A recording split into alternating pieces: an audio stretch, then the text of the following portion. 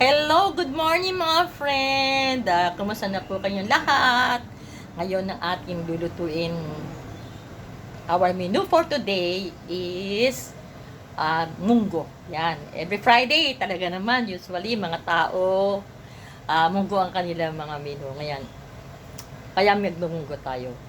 Ang halo ng ating munggo ay yan. Yan, mga friend. Simple lang. Simple lang yung aking mga sahog yan.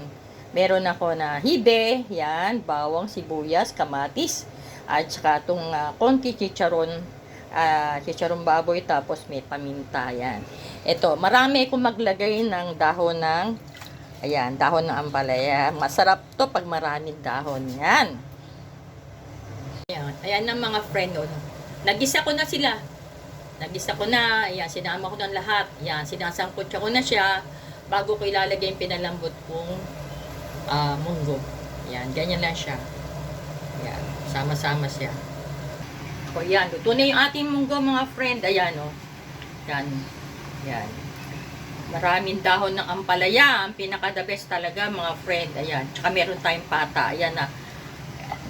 Ano na yung pata. Malambot na malambot. Sinabi ko siya sa paglalaga ko ng ng munggo, yung pata. Ayan. Ayan. Kain na tayo mga friend.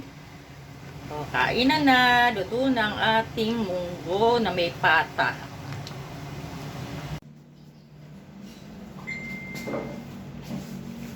Yan. Hello mga friend. Ayan, sabayin nyo ako sa pagkain. Yan.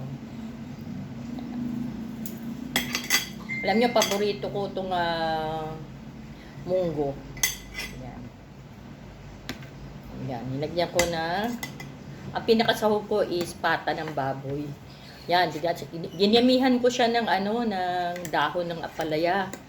Yan. Para mas masarap. Yan. Kain po tayo. Ano po bang inyong niluto sa araw nito? Mga friend, alam ko na karaniwan sa atin, sa mga mami, mga nagluluto, hindi mawawalan ng munggo. Di po ba? Ayan. Pamisa-misa kakain ng Lola Tess ng tabak. Sarap.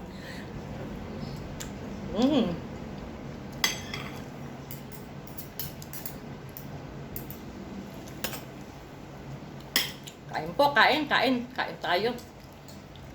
Yan. Masarap yung yung munggo na mayroong pata ng baboy. Try nyo. Sarap.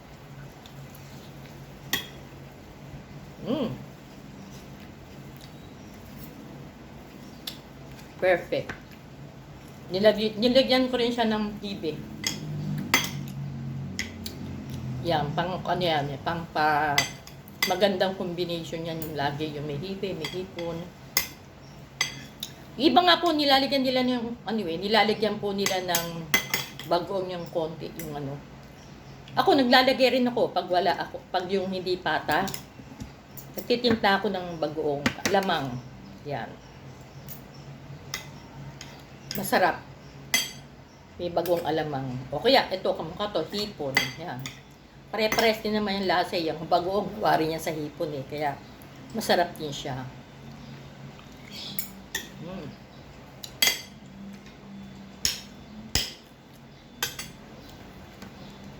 Meron akong manibalang na mangga. Hindi masyadong katamisan. Hindi rin naman masyadong maasim. Katamtaman lang. Yan, tamang-tama yan sa akin na hindi rin sa akin pwede masyadong matamis na mangga. Kasi ang blood sugar ko is nasa level na. Yan, 6.2, 6.4, ganyan.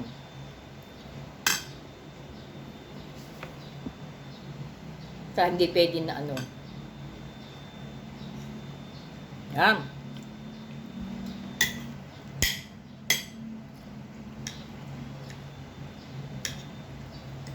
Sarap.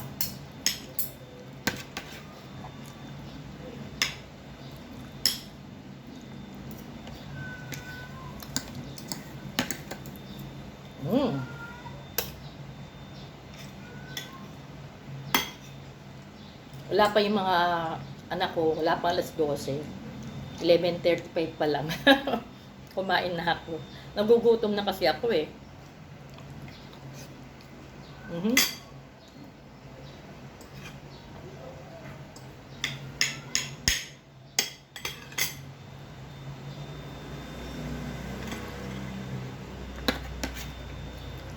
Pag paborito ko yung ulam, hindi ko na sila hinihintay.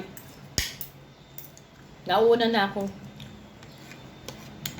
Kasi ang labas pa nila 12:00 sa tubigan. Ayan. Kaya, mamaya pa sila. Ayan. Hmm.